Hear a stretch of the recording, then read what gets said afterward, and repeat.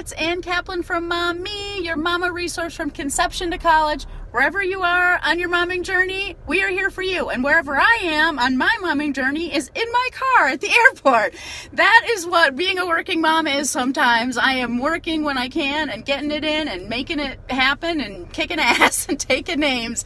And that means doing my broadcast from my car today. And this week's theme in the group is working moms, being a mom, having a career at the same time, especially if you're trying to hack it as a working mom that has their own business. I'm talking to you guys this week. And today's Tuesday, it's my Mythbusters Day. I'm talking to you guys about busting some myth when it comes to working moms. And I've got 3 biggest myths that I want to bust for you guys right now, because all of these things are profoundly important. They impact all the parts of our lives, not just our careers, not just our kids.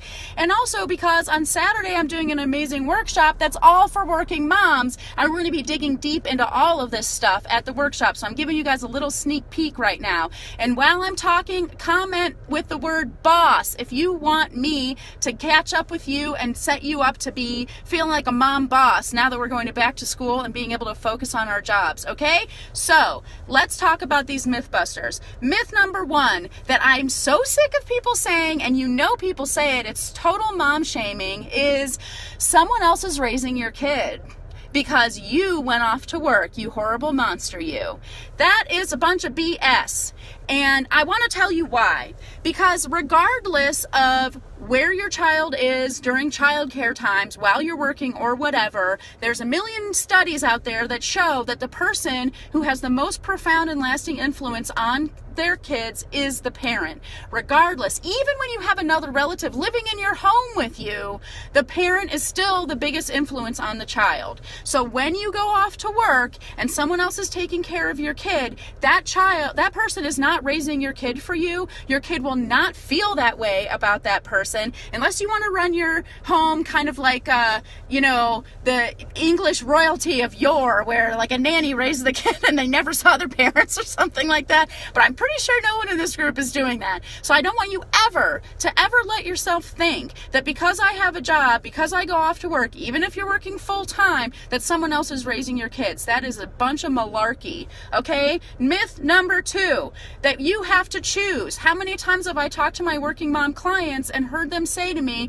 I feel like I have to either excel at my job and sacrifice the family vibe that I want, the relationship with my kids that I want, the behavior that I want from my kids, or I have to sacrifice my career so that I can be the mom that I want to be. You guys, that is a myth, okay? Mom Me is all about figuring out how to raise great kids on your own terms. And that doesn't mean sacrificing the stuff that fills you up and makes you who you are and makes you the person that's going to be the best version of you that you can bring to the table while you're parenting. So I want you to cut that out right now. You might need help. You do need help. I'm going to go out on a limb right now and tell you that I don't even know who you are. I don't know who's watching this video right now, but I know that you need help to be able to do both. But you can do both. You don't have to choose. You don't have to sacrifice the thing that is going to be the light of your life. And guess what, you guys? It's okay if your career is part of the things.